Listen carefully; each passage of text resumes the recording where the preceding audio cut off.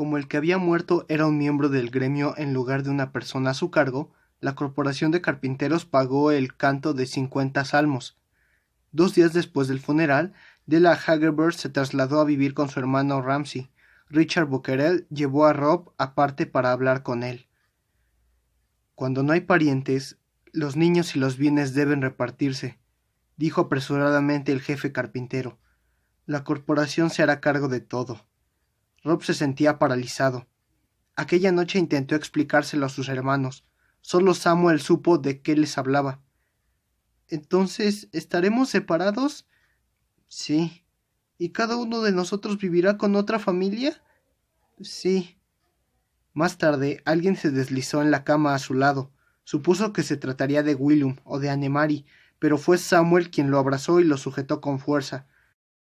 Rob, quiero que vuelvan. Yo también. Acarició el hombro huesudo que había golpeado tan a menudo. Lloraron juntos. ¿Entonces no volveremos a vernos? Rob sintió frío. Vamos, Samuel, no te pongas de tonto. Sin duda viviremos en el barrio y nos veremos constantemente. Siempre seremos hermanos. Samuel se sintió consolado y durmió un rato, pero antes del alba mojó la cama, como si fuera más pequeño que Jonathan. Por la mañana se sintió avergonzado y le resultó imposible mirar a Rob a la cara. Sus temores no eran en vano, ya que fue el primero en partir. La mayoría de los miembros de la decena de su padre seguían sin trabajo. De los 9 trabajadores de la madera, solo había un hombre dispuesto y en condiciones de incorporar a un niño a su familia.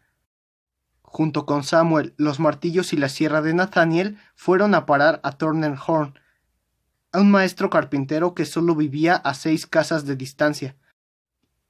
2 días después se presentó un sacerdote llamado Ronald Lovell, en compañía del padre Kempton, el que había cantado las misas por mamá y papá.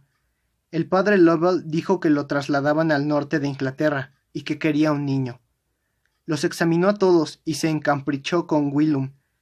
Era un hombre corpulento y campechano, de pelo rubio claro y ojos grises, que, intentó convencerse Rob, eran amables. Pálido y tembloroso, su hermano solo pudo mover la cabeza mientras seguía a los 2 sacerdotes fuera de la casa. Adiós, William, dijo Rob. Sin reflexionar, se preguntó si no podría quedarse con los 2 pequeños, pero ya había empezado a repartir parcamente los últimos restos de la comida del funeral del padre, y era un chico realista. Jonathan, así como el jubón de cuero y el cinto de herramientas de su padre, fueron entregados a un carpintero survalento llamado Alwyn, que pertenecía a la centena de Nathaniel. Cuando se presentó la señora Aileen, Rob le explicó que Jonathan sabía usar el orinal, pero necesitaba pañales cuando se necesitaba, y la mujer aceptó los trapos aclarados por los lavados y al niño con una sonrisa y un asentamiento de cabeza. El ama de cría se quedó con el pequeño Roger y recibió los materiales del bordado de mamá, tal como informó Richard Buckkerell a Rob, que nunca había visto a la mujer. La cabellera de Anne-Marie necesitaba un lavado, aunque Rob lo hizo con mucho cuidado, tal como le habría enseñado. A la niña le entró jabón en los ojos, jabón áspero y que escocía. Rob le secó el pelo y le abrazó mientras lloraba, oliendo su limpia cabellera de color castaño foca, que despedía un perfume como el de su mamá. Al día siguiente, los muebles en mejor estado fueron retirados por el panadero y su esposa, apellidados Haverhill, y Anne-Marie se trasladó a vivir al piso de arriba de la panadería. Rob la llevó hacia ellos cogida de la mano. Adiós entonces, pequeña. Te quiero, mi doncella Anne-Marie, susurró y la abrazó. La niña parecía culparlo por todo lo ocurrido, y no quiso despedirse. Solo quedaba Rob, y no había bienes. Aquella noche Buckkerell fue a visitarlo. Aunque había bebido, el jefe carpintero estaba despejado. Quizá tardes mucho tiempo en encontrar un sitio. En los tiempos que corren, nadie tiene comida para el apetito adulto de un chico que no puede hacer trabajos de hombre. Siguió hablando después de un mediativo silencio. Cuando era más joven, Todos decían que si pudiéramos tener una paz verdadera y librarnos del rey Ethelred, el peor monarca que haya echado a perder a una generación, correrían buenos tiempos. Sufrimos una invasión tras otra, sajones, daneses, todos los condenados tipos de piratas. Ahora que por fin tenemos a un firme monarca pacificador en el rey Canuto, parece que la naturaleza conspira para oprimirnos. Las grandes tormentas de verano y de invierno nos pierden. Las cosechas han fracasado 3 años seguidos. Los molineros no muelen el grano y los marineros permanecen en el puerto. Nadie construye y los artesanos están ociosos. Son tiempos difíciles, muchacho, pero te prometo que te encontraré un sitio. Muchas gracias, jefe carpintero. Los oscuros ojos de Buquerel denotaban preocupación. Te he observado, Robert Cole. He visto a un niño que se ocupa de su familia como un hombre valioso. Te llevaría a mi propio hogar si mi esposa fuera diferente. Parpadeó incómodo al darse cuenta de que la bebida le había aflojado la lengua más de lo que debía, y se puso pesadamente de pie. Que tengas una noche reposada, Rob. Que tenga una noche reposada, jefe carpintero. Se convirtió en un ermitaño. Las habitaciones casi vacías eran su cueva. Nadie lo invitó a sentarse a su mesa, aunque los vecinos no podían ignorar su existencia. Lo sustentaban de mala gana. La señora Haverhill iba por la mañana y le dejaba el pan que no se había vendido el día anterior. Y la señora Buquerel iba por la tarde y le dejaba una minúscula porción de queso, reparando en sus ojos enrojecidos y diciéndole que llorar era privilegio de mujeres. Sacaba agua del pozo público igual que antes, y se ocupaba de la casa, pero no había nadie que desordenara la vivienda tranquila y saqueada, y tenía poco que hacer salvo preocuparse y soñar. A veces se convertía en un explorador romano. Se tenía junto a la ventana abierta, detrás de la cortina de mamá, y escuchaba los secretos del mundo enemigo. Oía pasar los carros tirados por caballos, los perros que ladraban, los niños que jugaban, los trinos de los pájaros. En una ocasión oyó por casualidad las voces de un grupo de hombres del gremio. Rob Cole es una ganga. Alguien debería quedárselo, dijo Buquerel. Continuó escondido y sintiéndose culpable, oyendo cómo los demás hablaban de él como si fuera otra persona. ¡Ay, miren lo crecido que está! Será una fiera para el trabajo cuando haya terminado su desarrollo, comentó Hugh Tick a regañadientes. ¿Y si lo aceptaba Tid? Rob, consternado, evaluó la perspectiva de vivir con Anthony Tid. No se sintió disgustado cuando Hugh bufó molesto. Pasarán 3 años antes de que sea lo bastante mayor para convertirse en aprendiz de carpintero, y ya come como un caballo. En estos tiempos no faltan en Londres las espaldas fuertes y las barrigas vacías. Los hombres se alejaron. 2 días más tarde, oculto tras la cortina de la misma ventana, pagó caro el pecado de escuchar a hurtadillas cuando oyó a la señora Buquerel comentar con la señora Haverhill el cargo de su marido en el gremio. Todos hablan del honor de ser jefe carpintero, pero no lleva alimentos a mi mesa. Todo lo contrario, supone pasadas obligaciones. Estoy harta de tener que compartir mis provisiones con gente como ese chico crecido y perezoso de allí. ¿Qué será de él?, preguntó la señora Haverhill y suspiró. He aconsejado al maestro Buquerel que lo venda como indigente. Incluso en los malos tiempos, un esclavo joven tendrá un precio que permita devolvernos al gremio y a todos nosotros los gastos de la familia Cole. Rob no podía ni respirar. La señora Buquerel se sorbió los mocos. El jefe carpintero no quiso ni oírme, añadió agriamente. Confío en que, a la larga, podré convencerlo, pero sospecho que cuando entre en la razón ya no podremos recuperar los costes.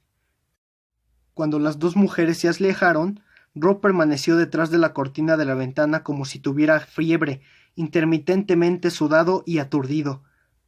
Toda su vida había visto esclavos y había dado por sentado que su condición tenía muy poco que ver con ellos, pues había nacido inglés libre. Era demasiado joven para convertirse en estibador. Sin embargo, sabía que usaban a los niños esclavos en las minas, donde trabajaban en túneles demasiado estrechos para que pasaran los cuerpos de adultos.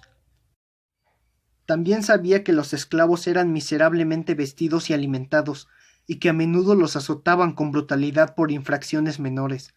También sabía que, una vez esclavizado, su condición se mantenía de por vida. Se acostó y lloró. Finalmente logró hacer acopio de valor y convencerse de que Dick Buckkerell jamás lo vendería como esclavo, pero le preocupaba la posibilidad de que la señora Buckkerell enviara a otros a que lo hicieran sin informar a su marido. Era perfectamente capaz de algo así, se dijo, mientras esperaba en la casa silenciosa y abandonada. Llegó a sobresaltarse y temblar ante el más mínimo sonido. 5 gélidos días después del funeral de su padre, un desconocido llamó a la puerta. ¿Eres el joven Cole? Rob asintió cauteloso, con el corazón desbocado. Me llamo Croft. Me envía un hombre llamado Richard Buckkerell, al que conocí mientras bebíamos en la taberna Vanderwood. Rob vio a un hombre ni joven ni viejo, con un cuerpo enormemente gordo y cara curtida, enmarcada entre la larga cabellera del hombre libre y una barba redondeada y crespa del mismo color rojizo. ¿Cuál es tu nombre completo? Robert Jeremy Cole, señor. ¿Edad? 9 años. Soy cirujano barbero y busco un aprendiz. Joven Cole, ¿sabes lo que hace un cirujano barbero? ¿Eres una especie de médico? El hombre grueso sonrió. De momento, es una definición bastante precisa. Buckkerell me habló de tus circunstancias. ¿Te atrae mi oficio? No le gustaba.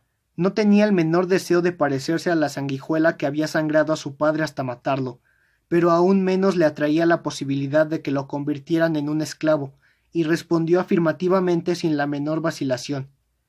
¿Le temes al trabajo? Oh, no, señor. Me alegro, porque te haré trabajar hasta que te desgastes el trasero. Buckkerell dijo que sabes leer, escribir y latín. Rob titubeó. A decir verdad, muy poco latín. El hombre sonrió. Te pondré una temporada a prueba. ¿Tienes cosas? Hacía días que tenía el latillo preparado. ¿Me he salvado? Se preguntó. Salieron y treparon al carro más extraño que Rob había visto en su vida. A cada lado del asiento delantero se alzaba un poste blanco redondo de una gruesa tira semejante a una serpiente carmesí. Era un carromato cubierto, pintarrajeado de rojo brillante y adornado con dibujos color amarillo sol. Un carnero, un león, una balanza, una cabra, peces y arqueros y un cangrejo. El caballo gris se puso en marcha y rodearon por la calle de los carpinteros hasta pasar delante de la casa del gremio. Rob permaneció inmóvil mientras atravesaban el tumulto de la calle del Támesis, dirigiendo rápidas miradas al hombre y notando ahora un rostro apuesto a pesar de la grasa, una nariz saliente y enrojecida, un lobanillo en el párpado izquierdo y una red de delgadas arrugas que salían de los rabillos de sus penetrantes ojos azules. El carromato atravesó el pequeño puente sobre Walbrook y pasó delante de los establos de Eggleston y del sitio donde había caído mamá. Torcieron a la derecha y tranquearon sobre el puente de Londres, rumbo a la orilla del sur del Támesis. Junto al puente estaba amarrado un transbordador, y apenas más allá se alzaba el grandioso mercado de Southwark, por el que entraban en Inglaterra los extranjeros. Pasaron delante de almacenes incendiados y arrasados por los daneses y recientemente construidos. En los altos del talud se alzaba una única hilera de casitas de zarzo y argamasa barata, humildes hogares de pescadores, gabarreos, descargadores del puerto. Había 2 posadas de baja estofa por los comerciantes que acudían al mercado. Después bordearon el ancho talud, donde se alzaba una doble hilera de casas espléndidas, los hogares de los ricos mercaderes de Londres, todas con impresionantes jardines y una poca erigida sobre pilotes asentados del fondo pantanoso. Reconoció el hogar del importador de encajes con el que trataba mamá. Jamás había llegado más lejos.